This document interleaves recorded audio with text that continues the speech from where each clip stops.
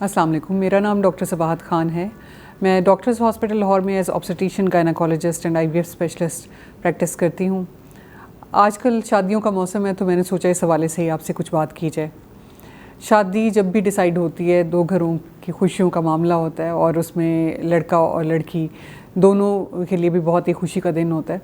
तो शादी से पहले हम सजेस्ट करते हैं कि लड़का और लड़की कुछ टेस्ट अपने ज़रूर करवाएं जो उनके लिए और उनकी फ्यूचर जनरेशन के लिए बहुत इम्पॉर्टेंट होते हैं। बिलखुसूस ऐसी शादियां जो कज़न्स के दरमियान हो रही होती हैं, यानी कज़न मैरिजेस, उसमें कुछ टेस्ट होते हैं जो हम सजेस्ट करते हैं। उसमें कुछ टेस्ट ऐसे होते हैं जो आपकी ख़ुद की हेल्थ के लिए बहुत ज़रूरी होते हैं और आपके पार्टनर की हेल्थ के लिए ज़रूरी होते हैं। कुछ टेस्ट ऐसे होते हैं जो आपकी फर्टिलिटी यानी आगे प्रेगनेंसीज़ करने के लिए बहुत इम्पॉर्टेंट होते हैं। और कुछ टेस्ट ऐसे होते हैं कि जो आपकी फ्यूचर जनरेशन्स, आगे आने वाली नस्ल के लिए बहुत इम्पॉर्टेंट होते हैं। आज मैं इस सिलसिले में आपसे बात करूँगी।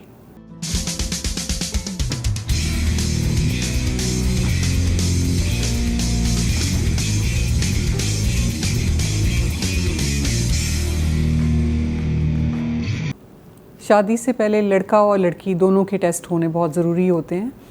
कुछ ऐसे टेस्ट हैं जिनमें लड़की की हेल्थ बहुत इम्पॉर्टेंट है कि उसमें देखना होता है कि लड़की की सेहत इस काबिल है कि शादी के बाद अगर प्रेगनेंसी होती है तो वो कैरी कर सकती है कि नहीं, कोई इन्फेक्शन तो नहीं है कि जो दोनों पार्टनर्स को एक दूसरे से ट्रांसफ़र हो जाए।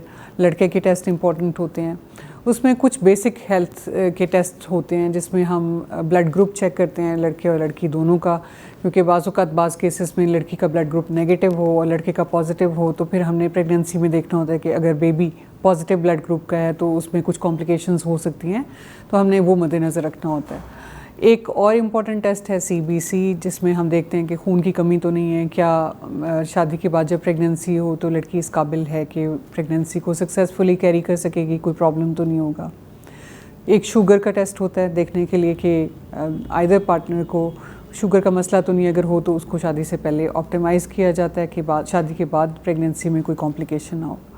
इसके अलावा कुछ इन्फेक्शन के टेस्ट होते हैं जिसमें क्लेमाइडिया का टेस्ट होता है, सिफिलिस का होता है, HIV का टेस्ट बहुत इम्पॉर्टेंट है कि शादी के बाद जब लड़का और लड़की मैरिटल रिलेशनशिप में आते हैं तो उसमें एक रिस्क होता है कि अगर एक भी पार्टनर को कोई इन्फेक्शन है तो उससे दूसरा पार्टनर भी मुतासिर हो सकता है। तो इस किस्म की कॉम्प्लिकेशन से बचने के लिए ये बेसिक टेस्ट इंतहाई ज़रूरी हैं, क्योंकि मेरे पास कपल्स आ रहे होते हैं शादी के बाद, फिर कोई इन्फेक्शन हो जाता है, फिर पता चलता है कि जी शादी से पहले कोई मेल पार्टनर को कोई इन्फेक्शन था, बाद में फ़ीमेल को हो गया और एक बड़े प्रॉब्लम में वो पड़ जाते हैं। इसके अलावा कुछ और टेस्ट होते हैं जो फर्टिलिटी के रिगार्डिंग इम्पॉर्टेंट होते हैं, यानी आपकी प्रेगनेंसी से रिलेटेड इम्पॉर्टेंट होते हैं। वो भी शादी से पहले, आइडियली शादी से 3 माह पहले होने ज़रूरी हैं, ये देखने के लिए कि अगर उनमें कोई प्रॉब्लम आ रहा है तो उनको हम ठीक करें ताकि शादी के बाद प्रेगनेंसी करने में कोई कॉम्प्लिकेशन, कोई मसला ना हो। तो उसमें जो टेस्ट इम्पॉर्टेंट हैं उसमें फ़ीमेल के कुछ टेस्ट हैं जिसमें एक अल्ट्रासाउंड होना ज़रूरी है, जिसमें हम देख लेते हैं कि यूट्रस की कंडीशन ठीक है, अंडेदानी की कंडीशन ठीक है। कुछ हार्मोन्स के टेस्ट होते हैं जिसमें थायराइड और प्रोलैक्टिन का टेस्ट बहुत इम्पॉर्टेंट है। उसी तरह लड़कों में सीमन का एक सिंपल सा टेस्ट है जिसमें हमने देखना होता है कि मेल के स्पर्म्स नॉर्मल हैं या कोई प्रॉब्लम तो नहीं है। तो ये सब चीज़ें शादी से पहले आइडियली होनी चाहिए ताकि जब शादी हो तो उस वक्त प्रेगनेंसी करने में कोई दुश्वारी ना हो।